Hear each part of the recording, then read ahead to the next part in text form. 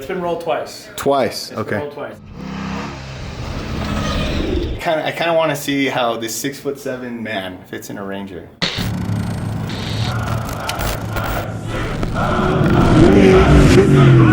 What's up, guys? We're out in the high desert at Devon's house, Devonator. This is where the truck sleeps, and we are stoked to finally get our hands on this truck.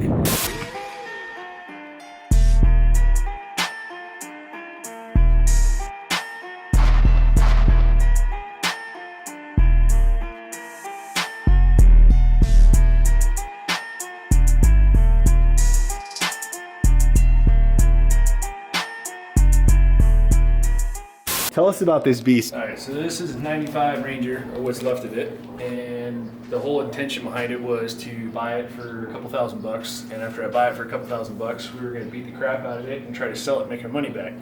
So the first thing we did, we brought it home, backed it in right here, Miller locked the rear end, welded all the spider gears together, made a full spool. I literally made it 2 freaking turns, drifted into a ditch, and bent the rear end in half, and then it just snowballed from there. So No! sand into a ditch. Oh man, it was a little too much fun. It got wild, but it was funny. It was like my first real fast off-road truck. It had a 4.0 with a 5-speed, and I felt like I was running Gordon. Oh, that's awesome, man. That's a good feeling, man. So what happened after that was it got a bigger rear end in it, and it had like a little front end on it. And then after we put a bigger rear end in it, and the front end couldn't keep up with the front. And then after that, we put the first front end. I think it was a McNeil beam set that my buddy got a deal on with. It was like some beams and a front and a clip. After we got the clip, we did like a little trade, and then I put a front end on it, and then it got a big old set of high beams on it. And then after that, we did like some devers and some, did the leaf spring stage. And then it went through the leaf stage, and after that, then it got caged because my mom got pissed because I was doing really stupid stuff in it. She actually took the keys away from me. And no way. Took the keys away and gave me some money, so I put a cage in it. And then 2 weeks after, I rolled it. Oh shoot! See? Oh my God, mom knows, man. Mom knows. Yeah, I mean, especially if you're driving like that, you guys got to get a cage out there. It's probably one of the most important things you guys can do before going faster, because you guys are in the dirt. There's a lot of factors, right? You never know. You never know. You never know. It could be anything from trying to dodge a guy on a bike to just breaking something stupid. An actual like suspension part failure or something, or you just never know. Or it just happens. Even blowing a tire. Yeah, blowing a tire. So how many times have you crashed this thing, man, if you don't mind me asking? It's been rolled twice. Twice, It's okay. been rolled twice. It's had 2 different cabs on it, 2 different front ends on it. The last one was kind of violent. I wrecked it at 80 and it completely wiped out everything on it. Oh my God, man. I wasn't proud of that one. That was kind of the rough one. But what happened was it came around a corner. I really wish I had a cool story, but I set it into a drift and I just put this brand new LS3 in it. And I was pitching it sideways like, oh, this is awesome, I got this. Then I went the other way, then it got out of hand, and then at that point I was like, all right, like, I don't know what's going on. And yeah. I flipped back around and I went through some lady's front yard and it blew the front off. And oh my God. Bent the rear end and it flew, took out the door, ripped the hood, and just completely destroyed it. Oh my God, man. That's a freaking horror story, man. And then the truck was pretty much complete at that point, huh? It was literally the day after I finished it. Dyno tuned, painted, the whole thing. Turnkey, ready to go. I made it like 4 corners and I totaled it. Oh man, well dude, I mean, looking at the truck now, as you guys can see, this thing looks brand spanking new. It looks amazing, dude. Maybe you can take us through the front suspension. We could kind of check it out. Yeah. Tell us what you got on there. And Pull the hood over. dang, look at this baby. So the way it worked out is the last time around, it's got a set of SI beams that I got my good buddy Jake, or freaking G Tinky or whatever. His buddy Christian gave me a hand and told me how to kind of set it up. And then after I set it up, the one thing I didn't reuse was the steering, which I wish I could have. But what I ended up doing is I ended up stretching the front of the truck 3 inches out the wheelbase, because my problem is I'm normally big. Nobody's my size that drives a Ranger. How tall are you, man? I'm 6'7". You're 6'7". Yeah. I think I kind of want to see how this 6'7" man fits in a Ranger. I know we usually do the front and the back and then the inside, but dude, we got to jump to this. So Devon's 6'7", and I feel like a little kid around him. Look how comfortable he sits in this thing.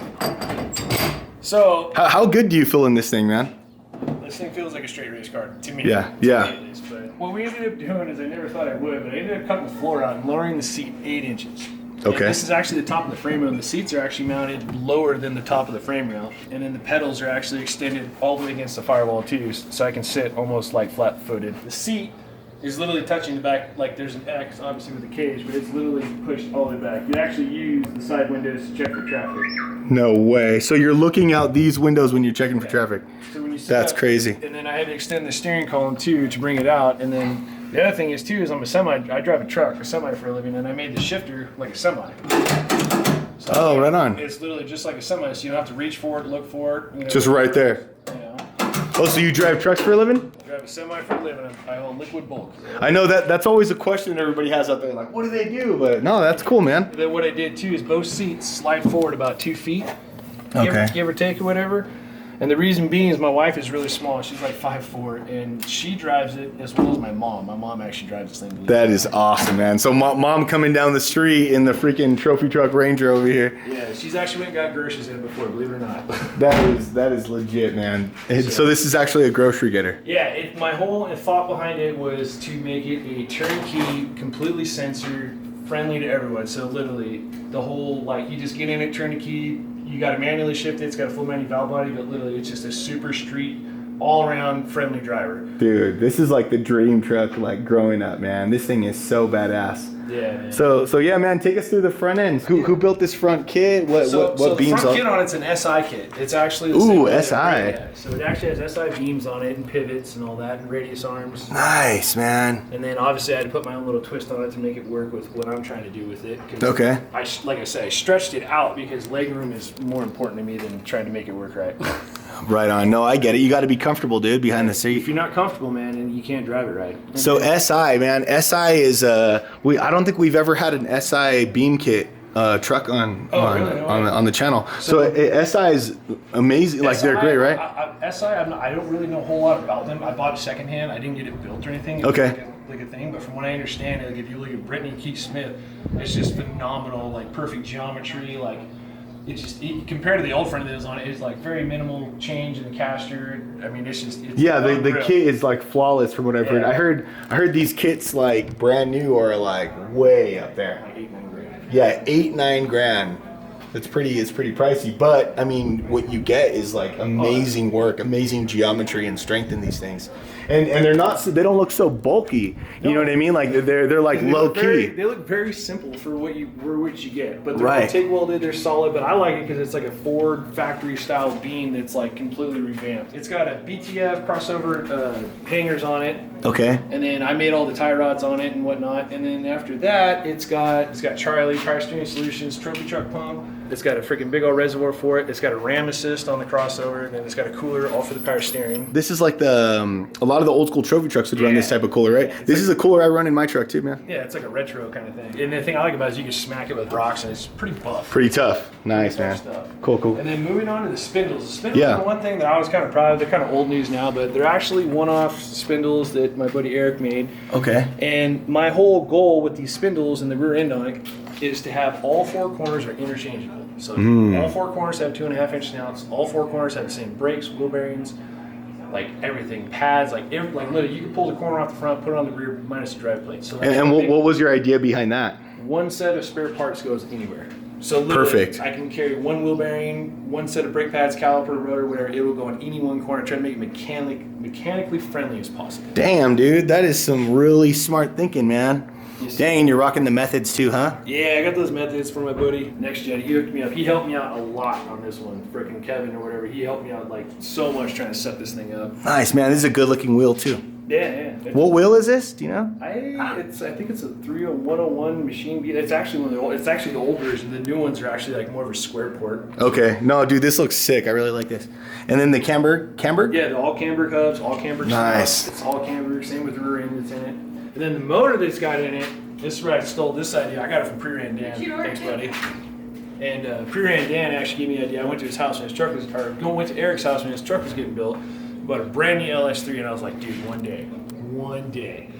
So I one dayed it and freaking bought it on Jegs, and here it is. And then I went over to Victorville. My brother talked me into a 480, so I could put a 4-speed in it, so it's got overdrive. And then now it's just like this super street-friendly haul ass if you want to go get groceries. Dude, that is awesome, man. So what kind of horsepower are you looking at in this thing? What kind of torque? It says it's an LS3 525. On the dyno, the best it made was like 340 to the wheels and 37, which I thought was pretty good. It's a crate motor from Jegs, and it's. I think you were telling me something about like it's factory warranted. Yeah, it had a warranty on it. I think it's about out of warranty, but it's actually got a factory back GM warranty that came with it. I'll tell you right now, I wrecked it. I put this motor and I wrecked it right after. Like, it's got more than enough. Like, trust me, it may not, like some places it may be a little laggy, but if you stay in it, it'll go a lot faster than you can think sometimes. I wanted a turnkey, 100-degree heat, 20 degrees in the morning. I don't want, like, the big cams and all the other, like, you know, like awesome big motors are cool and all, but like, I want, like, if I have to, I can put 87 in it and drive it for 200 miles. Like, I've actually driven it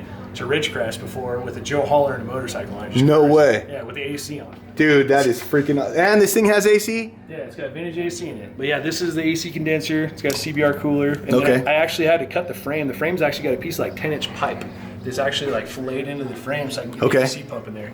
So you fabbed a lot of this truck.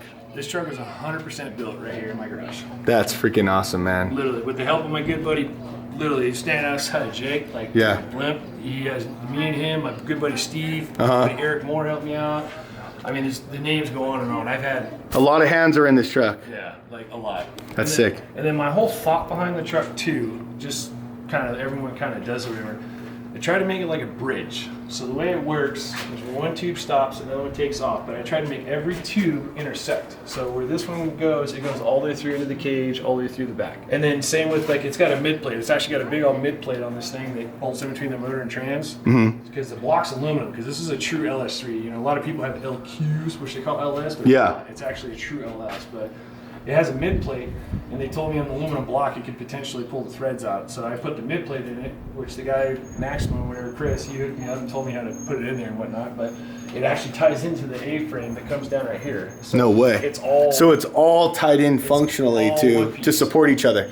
Yeah, it's all one piece. So like literally when I wrecked it, believe it or not, the mid plate is actually what kept the frame and a lot of things from twisting and getting pulled apart. Dang, dude. All this back and ripped it off. That's insane, man. It bent 6 out of the 8 shock shafts. Like, it destroyed it. Well, that's what happens when you're going 80 and freaking go over, huh? Yeah, I went a little ham on that one. Dang. So, and then you're running 2.5, 3.0s? They're 3.0s. 3.0s. Bypasses with 2.5 coilovers. Like I said, all 4 corners are the same, so all parts are interchangeable. Hell yeah. Obviously, these ones are 16, 14, and a 16, 18. Okay. I mean, but yeah, that's kind of how it is. Yeah, but dude. All interchangeable parts. Nice, man. Cool. You want to head on over to the back? Yeah. All right. So the back of it was like my own little creation. Okay. It's been changed like 4 times. Okay. But I ended up doing this setup. My good friend Kenny, actually, he's a drag racer guy. He actually gave me a lot of help on this one. But freaking, he came over and helped me get the main shock pockets. But it's all giant. Oh, this is all giant stuff. This is giant upper shock mounts, giant links, giant mounts. Nice. It's all giant, and Jeff helped me out too. But my buddy Kenny, he actually came over and like set it. Because once we caged it, we cut the frame off, back halved it, and then we just kind of started figuring it out and like throwing tubes at it and trying to make it work and where to put the fuel cell. And then the ironic part is, out of all the things I've done to the back of this truck, I get more looks on this stupid chase rack. Oh, is that right? Dude, this is so purposeful though, man. Oh, dude. This is awesome. I put barbecues, easy ups, like I don't know if you saw me, I cruise down Jump Chance, I could tailgate hard on this thing. That's awesome, man. That's really cool. I mean, no, this is great, dude. This is so purposeful again. I mean, sure, this makes a lot of sense at the races and in Baja and all that good stuff. So for those of you guys that don't know, Giant Motorsports is like an old school like pre-runner company that makes beams, links, tons of like all of it. They make everything. Everything you guys want. They're a really, really good company. Super grassroots. Jeff Falzone, shout out to you, man. Thanks for everything you've done for the scene, man. It's got kinetic. This is all camber kinetic. Camber, okay. This is all camber kinetic, trophy truck, fucking sway bar. Okay. It's got a sandy cone, actual like bar, but the links are freaking cambered, right. or whatever. And then it's got a cambered full floater in it. Oh, okay. Oh, nice, man. Yeah, so it's got a cambered full floater in it, 40 splines, 2.5-inch snouts. It's got a 9-inch third. I didn't have the money to put a 10-inch in it, but it seems to stay together for me. Well, dude, that's great. I think it's all balanced correctly, dude, with the motor, with the 40 spline, all that good stuff. Yeah, it's perfect, man. It's an awesome all-around package. And then we put the Casey light rack on it, and it's got actuators, which I thought was kind of cool. Hell yeah. So this goes up with a flip of the switch, I'm assuming. It's like freaking, and it's Amazon too, so I think they're great.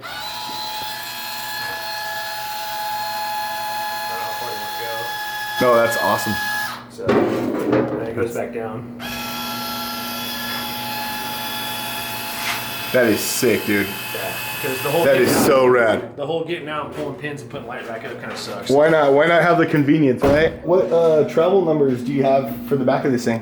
So The back of it will do 32 metal to metal. It's strapped at 26. Okay. So that way it gets no coil separation, which is more than enough for a pre-runner. And then the front will be like 23. 23. Okay. It's strapped at 21. Nice, man. So it's got more than enough freaking travel. Dude, look at this exhaust setup. Yeah, I got that. It's literally this right here. It's the horns, bro. I literally got the idea from Robbie Gordon because he always had the stacks, and they made me kind of remind me of my semi because I drive a semi. I was like, dude, I gotta put some stacks on this thing somehow. Hell yeah, dude. That is so badass, man. But we made a full stainless exhaust, got an X pipe, freaking. It's just it was fun, but it was hard. Like, oh, dude, fishing it in there. Yeah, man. Nothing, like we always say, man. Nothing comes easy on these things. Everything is pretty much hand built, dude. I mean, this looks so aggressive, dude. I love the back of this thing. You got the dual spares back here. It is a mean machine. But like again, I try to make it really mechanically friendly because I like working on shit like a lot. So like, this is a tool bag, jack. This is my jack handle. I got a breaker bar right there for busted lugs. I got a medical kit right here for anybody. Smart guy, smart man. I got 2 extinguishers. Perfect, man. That's because of Darren and his yeah, dude. Exactly, dude. I think Darren unknowingly sold like the most amount of fire extinguishers for a lot of people because it was so scary what happened to him, man. After that day, I got 2. I got 1 here and I got 1 in the cab. And you were there, right? Were you there that day? I was running that day. And I ran up on him, and it was the thing that was crazy. It was like 10 seconds. In 10 seconds, that thing burned. It was amazing how much damage it did. It's so scary how fast that can happen. You know, it takes you some people like 10 years to build these things, and in just 10 seconds, it could cause almost half the truck to fail because the amount of fire and fuel and it melts and it hurts the metal and it just everything destroys. So yeah, guys, I mean, like hopefully we'll do some informational episodes on like on some sort of like precautionary things you guys can do, like fire extinguishers and suppression kits, even like talking about fire suits. We'll get there sometime in the future. We'll do some stuff on that. So yeah, and then behind the rear end, you're running the 35? Yeah, it's got a 35-gallon fuel safe. Okay. So, and then it's got, we put a gas gauge in it. Like I said, I try to make it like a stock truck as far as like the gauges go. So it's got all stocks. It's got a fuel gauge. It's set up, supply return, obviously it's fuel injected. Then we put a big old vent on it because I wanted to take dump cans because I've gotten weird situations where people only had dump cans. So you can fill it up at the pump or dump. Dude, that is rad. That is awesome. I did all that. I like how you like thought all of that out, man, for convenience and purpose. You know what I mean? I've seen a lot of people bury things. Like they'll put something down here and it's really hard to get to, or it's really hard to put gas in it, or it's really hard to get this part out. And being a mechanic and a truck driver, it's like I just want everything to be accessible. Purposeful, accessible. No, that's sick, dude. You know. Got your extra drive shaft right here too. Very sick. Yeah, my buddy Bruce helped me make those. It's all 3.5 inch. It's beyond overkill. Anything that I can make stupid buff, I did. So like that's awesome. It's unreal. No, and I love it, dude. The wing. I mean, like, I know this is like a lot of detail, like to talk about, but dude, people having like windows in their trucks, the back windows, everything working, like it's a big deal. Yeah. You want to hop into the car? We'll kind of go over what's in the inside. Yeah. Okay. So let's check this thing out inside, man. This thing is so rad. You got the PRPs here? Yep. So I got custom PRPs. This one's actually narrower and taller, and this one's actually wider and taller, and I actually did that purposely to make it fit me, and it's actually shifted a little to center to make me fit. And they were able to accommodate all that, everything you kind of told them. Yeah, they did all that, and the main reason behind it is my biggest thing is when you got a helmet on, I did not have the room between my head and the cage because I've seen a lot of people, bite their tongue or whatever from hitting their head. Some scary stuff, man. So that was the main thing with the seats, and then I built the floor. Like I said, I lowered it 8 inches, and then the whole cage is built in the garage. I kind of copied it from Solo. My buddy, freaking Ryan, actually, you know Cook, freaking yeah, dude, Ryan Cook, man. Yeah, he helped me out a little bit with getting like a few of the main essential parts of it. Nice. So no, this is a strong ass cage right here, man. Yeah, it's all 2-inch main, 1 3/4 supporting. It's like super buff, and then my door bar is actually unbolt. Nice. My old man actually has a hard time getting in it, and he loves going for rides. So I actually unbolt the door bars and take it off so he can get in it. So that is awesome, man, dude. You got. This is the like almost like the family pre-runner, dude. You're sharing the desert with the whole family, man. You got your parents, your wife in here driving this thing, your mom getting groceries, your dad going for rides. That's badass, dude. Believe it or not, I've actually had paraplegics in here too, which is kind of awkward because. No way, that's awesome, man. When you put them in here, it's really weird. But I've actually had dudes in here, and I actually had to tie their arms down, and then I'll tie their legs to the tubes, and I'll tie the legs to the shifter because they want to go for a ride, but they have no motor control. So I've actually really keen on giving people The experience. The experience of it. Oh man, and you know what, dude? I think anybody can agree out there that like giving somebody a ride in a pre-runner or taking them out to the desert for the first time is like safely giving them a ride. Safely giving them a ride is just like, I don't know, man. It's almost like as good as taking it out for the first time. Sharing that experience with somebody is freaking epic, dude. And the fact that you've like taken some people with like some special needs out there for a ride is awesome. I'm actually, I've never shared this before. I'm a special ed teacher, and I actually have worked with students who have cerebral palsy and different types of intellectual disabilities. And I've done all different kinds of teaching, but I've worked with that population before, and man, I can only imagine the experiences and how stoked people have been to be in this thing. But just in general, just being in these trucks is just phenomenal, man. That's badass. Yeah, so well, that's cool, man. So let's check out the dash. This is a super clean dash. Yeah, so the whole, again, behind the dash, the whole thing with this was I hate working on dashes and hate fighting for spots. So the whole top part is 3 pieces. They all Zeus tabs. They all come off. Nice. All panels come off, and then my buddy Aaron wired it, and everything unplugs. So you can literally unplug any panel, take it off, and work with it, and it's just super friendly. But again, I try to make it super street friendly. So you got lights, turn signals, 4-ways. This is the push to talk for the race radio, key, check engine light. I actually have a scan port where you can plug into it, do for all the check engine lights, like all that. And then I worked out. I remember seeing pre-ran Dan's truck, and I actually saw all of his gauges actually liquid filled, and I thought that was a really good idea for the vibration. So when you're jamming, it kind of takes that out. But I'm a semi-driver, so I like my gauges. So I got water, oil, trans temp, volt, oil, engine oil temp, fuel pressure, and fuel gauge, whatever. Yeah, because a lot of people are doing like the digital stuff, but this is badass, man. It's like it's all old school, and it's all mechanical gauges. Right. No electronic. I like mechanical. Well, that's good, dude, because I mean, you know, no hate to anybody that has that, but it fails sometimes. And if it fails, you lose everything. It's better to lose maybe one thing than have to lose the entire thing. So it's definitely harder to mount them. It's definitely harder to route them, and it's a little more pain in the butt. But I feel like I drive a semi. I mean, dude, this thing gets the holy crap beat out of it, and I feel like they just last. Hell yeah, man! Very cool.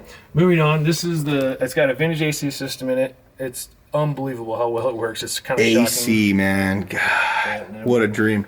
And then it's got the PCI intercom right there, PCI radio, and then it's got all my switches right here. And all my switches are actually kind of color coordinated. So all the red is all my cooling, which is like pretty much like crucial. So if anything were to happen, if someone drives it, you can turn all these on, turns all cooling on. Nice. But all cooling is all sensor too, so everything's automatic. Like I said, it turns on and off all by itself. Dang. It's got a police siren, GPS power, this is actuator, all the rock lights, dome lights, front bar, amber bar, the whole 9. Dude, so nicely organized, man. And then I got my little charger for my phone, and I got my mob armor to hold my phone. There you go, man. I like blasting my tunes while I'm cruising with my headsets on. That's what's up, man. That is so awesome. And very cool. Don't forget tilt wheel. Oh yeah, and the tilt wheel. Dang, dude. See, this truck is, dude. This is probably one of the baddest, purposeful, like pre-runner trucks we've actually got to check out. I mean, on top of it, just looking so badass. I can't wait to. You know what? Actually, let's see that thing in action, man.